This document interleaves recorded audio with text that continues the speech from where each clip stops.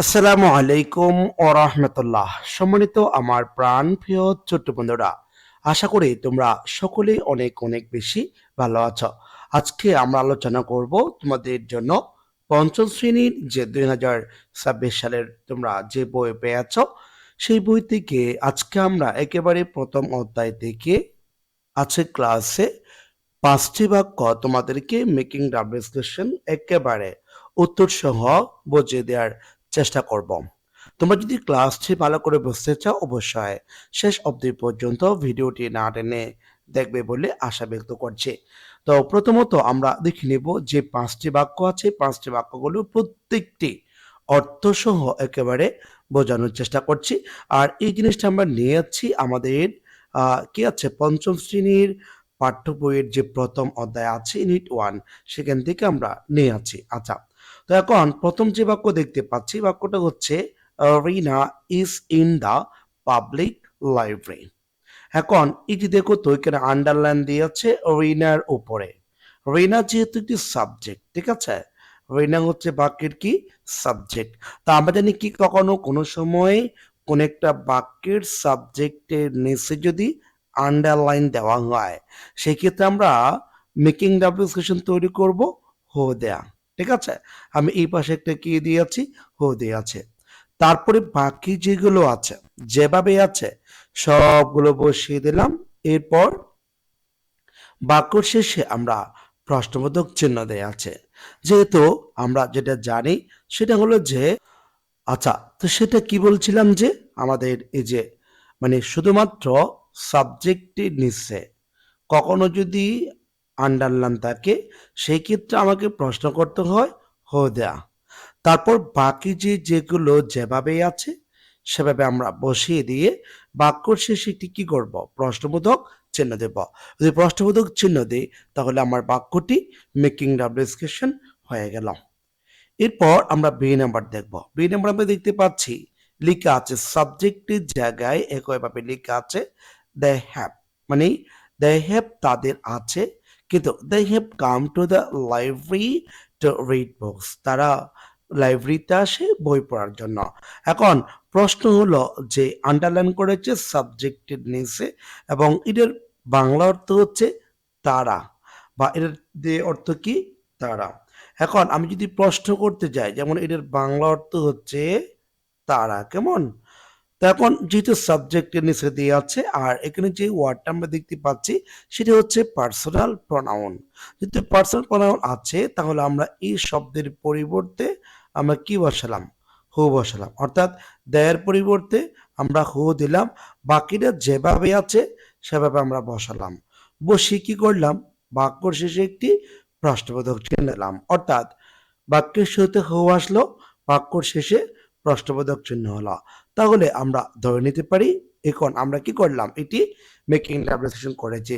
মানে সাবজেক্টের জায়গায় যদি কখনো কোনো সময় তোমার আন্ডারলাইন থাকে সেক্ষেত্রে তোমার মেকিং ডাবল করার সময় তার পরিবর্তে হো দিতে হবে, ঠিক আছে। আচ্ছা, যেমন তুমি যদি প্রশ্ন করো they have come to the library to read books, তারা লাইব্রেরিতে আসে বই পড়ার জন্য। এখন সাবজেক্টের নিচে আন্ডারলাইন করা আছে। এখন আমি যদি প্রশ্ন করতে চাই তাহলে কেউ করতে হবে লাইব্রেরিতে বই পড়ার জন্য কারা আসে। তো কারা ইংরেজি হচ্ছে হো। হু এর পর, হু এর পর যদি কখনো সিঙ্গুলার ভার্ব হয় তখন হু এর অর্থ দিবে কে, একজন। আর হু এর পরে যখন আপনার ভার্বটি যখন প্লুরাল হয়ে যাবে তখন এই হু এর বাংলা অর্থ দিবে কারা। তার মানে who have come to the library to read books, তারা কারা লাইব্রেরিতে বই পড়ার জন্য আসে, এটা প্রশ্ন করা যায়। এরপর আমরা সি নাম্বার দেখব। সি নাম্বারে দেখতে পাচ্ছি যে they have come to the library to read books, অর্থাৎ তারা লাইব্রেরিতে আসে টু রিড বুকস, বই পড়ার জন্য। তাহলে এখন প্রশ্ন হচ্ছে যেহেতু বই পড়ার জন্য বলা হলো, এখন আমি প্রশ্ন করি তারা লাইব্রেরিতে কেন আসে। তো কেন আসে বলতে গেলে ইংরেজিতে আমরা কেন বলতে গেলে একটি ওয়ার্ড জানি সেটি হচ্ছে হয়। হয় এর বাংলা অর্থ হচ্ছে কেন। তাহলে আমরা প্রথমত কি দিলাম, হয় দিলাম। তারপর বাকি অংশগুলো অর্থাৎ এইখানে যেটা আছে যে দেয় তো সাবজেক্টে কেমন, তারপর আমরা এইটা যেহেতু প্রশ্ন করেছে আমরা হোয়াই দিব, তারপর have to come library, come to the library অর্থাৎ হোয়াই হ্যাভ। তাহলে ও হয় হ্যাভের পর আমরা চাইলে এইখানে একটা সাবজেক্ট বসাতে পারি। সাবজেক্টটা কি দে, অর্থাৎ why have they come to the library, তারা লাইব্রেরিতে কেন আসে। ঠিক আছে, তাহলে আমরা যদি উত্তর করতে চাই তাহলে এই যে হ্যাভের পর একটি দে বসতে পারে, দে বসবে। আচ্ছা, এরপর আমরা ডি নাম্বার দেখব। ডি অথবা ই এই দুইটা বাক্য দেখি ক্লাসটি শেষ করব। আচ্ছা, 2 নম্বরে দেখতে পাচ্ছি আমরা এখানে they have seen a new girl in the library. আচ্ছা, এখন আমার যে আন্ডারলাইন করেছে, আন্ডারলাইনটা কোথায় আছে? এই যে দেখো দেয়ের জায়গায়, যেহেতু দেয়ের জায়গায় আছে বা এটা হচ্ছে সাবজেক্টের জায়গা, আমরা জানি কি একটি বাক্য তৈরি করতে তিনটা জিনিসের প্রয়োজন হয়, কি কি? একটি হচ্ছে সাবজেক্ট, আর একটি হচ্ছে ভার্ব, একটি হচ্ছে অবজেক্ট। যেহেতু সাবজেক্টের জায়গায় আমাদের পার্সোনাল প্রোনাউন ব্যবহার করেছে, সেই ক্ষেত্রে আমরা প্রশ্ন করব হু দ্বারা। ঠিক আছে, আমরা তাহলে কি করলাম, হু দিলাম, বাকি যে যেখানে আছে সবগুলো বসিয়ে দিলাম। তবে এই ক্ষেত্রেও আমরা দেখতে পাচ্ছি যে এখানে কোথাও কোনো বাক্যের মধ্যে সাবজেক্ট নেই। তো সেই ক্ষেত্রে আপনি যে সাবজেক্ট দিতে চান এই জায়গাতে দিতে পারবেন। যেমন এখানে লেখা আছে দে, আপনি চাইলে এইখানে দেয়া দিতে পারেন, অর্থাৎ who have the scene a new girl in the library. ঠিক আছে, তারা কাকে লাইব্রেরিতে দেখেছিল, এভাবে প্রশ্ন করা যায়। আরেকটা হচ্ছে যেমন এখানে দেখুন ওমরের নিচে আন্ডারলাইন করা আছে, Omar is a brilliant student বলা আছে।